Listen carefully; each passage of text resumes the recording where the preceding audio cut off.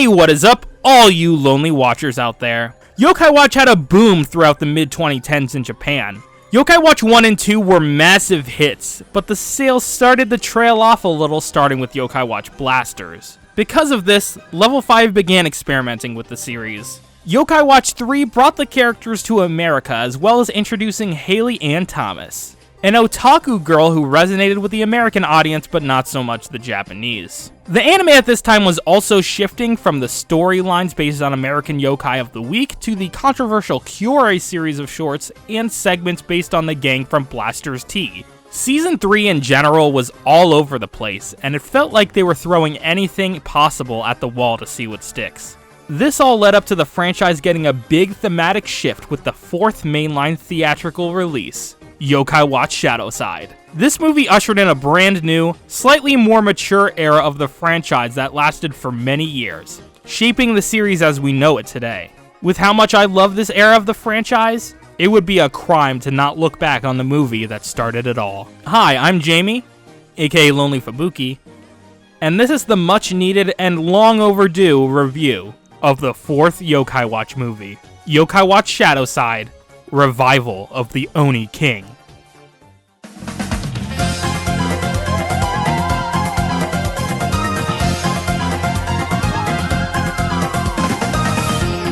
By this point, the Yokai Watch movies were coming out on a yearly basis, so it's no surprise that shortly after the release of the third movie in December of 2016, the same team revealed they were working on a new entry set to release sometime in 2017.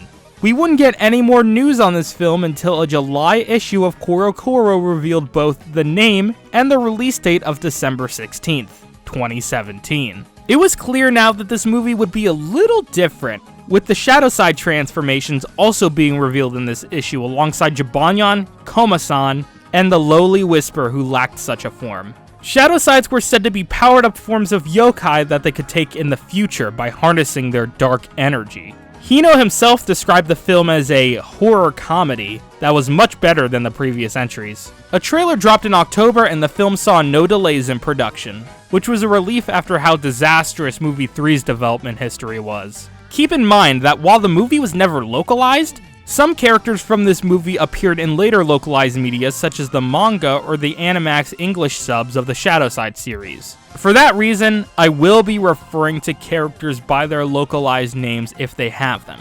I'll also put up a spoiler warning before I get into the spoiler section of the review, so don't worry. And without further ado, let's get into the film.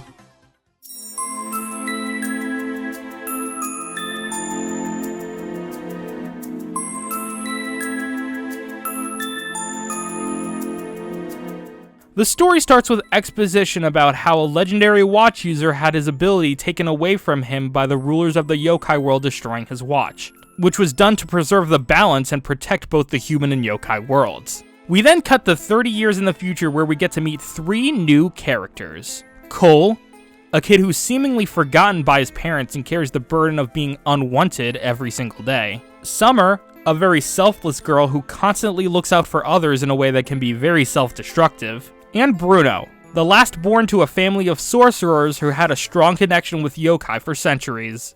Bruno notices the sudden appearance of a red and black moon in the sky, and after consulting his grandmother, learns that this is a sign that the Onimaru will return 300 years ahead of schedule. Onimaru are wicked alien yokai who feed off darkness in the human heart in order to power up their leader, King Rasen. It's now up to the Arihoshi family to find the last yokai watch on Earth and use it to put a stop to Oni King Rasen's resurrection. At the same time, Lord Enma is imprisoned and his throne has been usurped by the new Lord Ananta. After Enma escapes, the pair of him and Zazzle set out to find the mythical Stormweaver weapon, an ancient sword said to possess enough power to vanquish Rasen. As you can already tell, this plot has a lot more stakes than the previous three movies, with there even being multiple layers, which again is something rare for Yokai Watch. Cole is one of my favorite newcomers here, being selected by the Onimaru Ogu, Togu, and Mogu to serve as the human commander of the Onimaru army,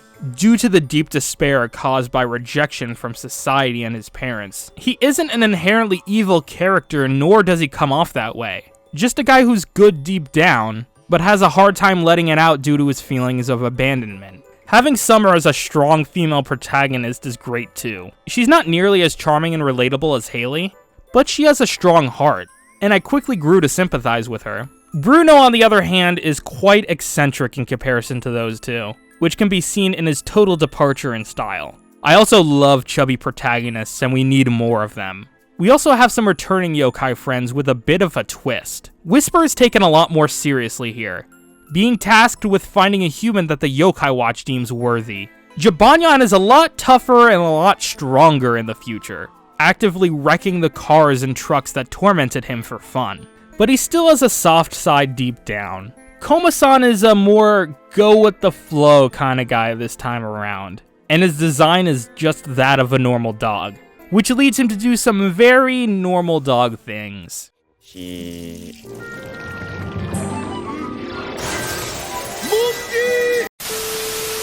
Sly is this universe's form of Slimemander. He's the same old beast in his Shadowside form, but a wimpy superhero type in his Lightside form. Enma and Zazzle are pretty much the same as their present-day counterparts, but Lord Anata makes for a great new antagonist, seeking Enma's throne to prove himself to his childhood bullies. And they didn't stop there with characters, as this movie even crossed over with Gegege no Kitaro of all things. There are plot-important characters too, not just mere cameos. I'll talk more about the characters in the spoiler section, but they all have a place in the story and they feel very dynamic, unlike the past couple films. While each of the main three have a sort of chosen one story, they don't feel overplayed and they can in fact be very satisfying with how nicely they click into place. They work for the plot, instead of the plot working for them. And while the tone is a lot more serious this time around, they also try to include some stupidly charming jokes.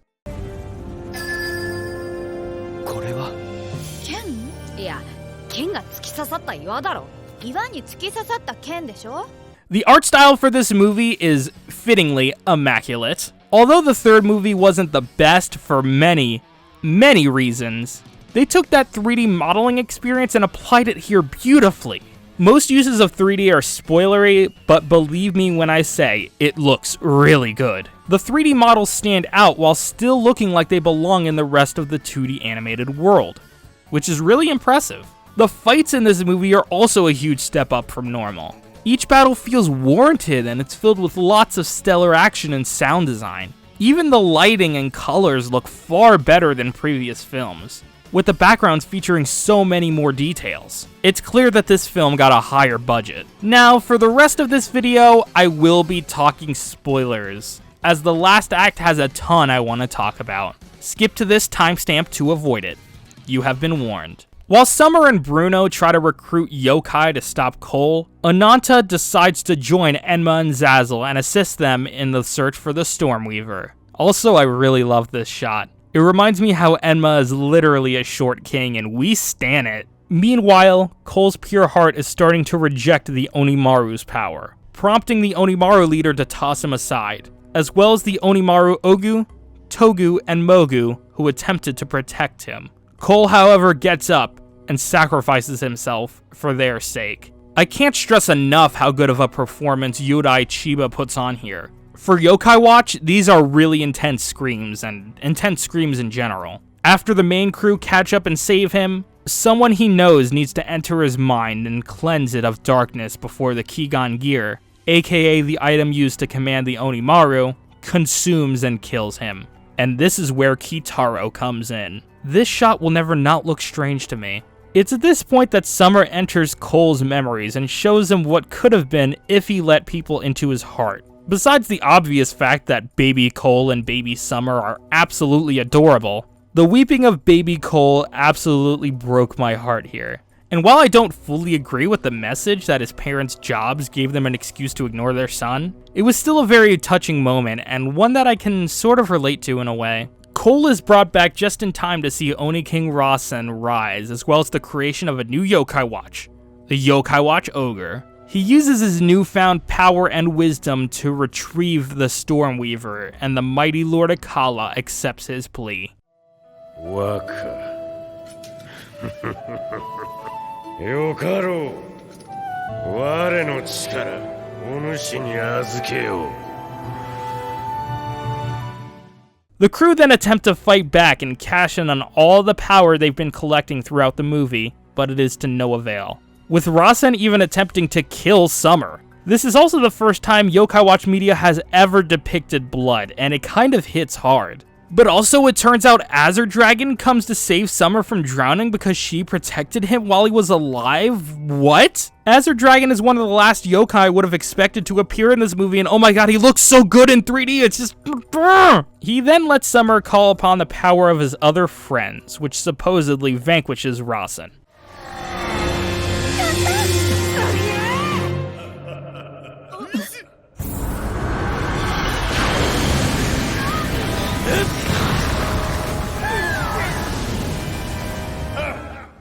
Oh no, he's hot! Okay, I know I shouldn't gush about these scenes over and over and over again, but how can I not when Yokai Watch fight scenes have been so boring for so long? Just look at this. I mean, in what other universe would a kid show pull out a decapitation this raw, only for it to get followed up by this?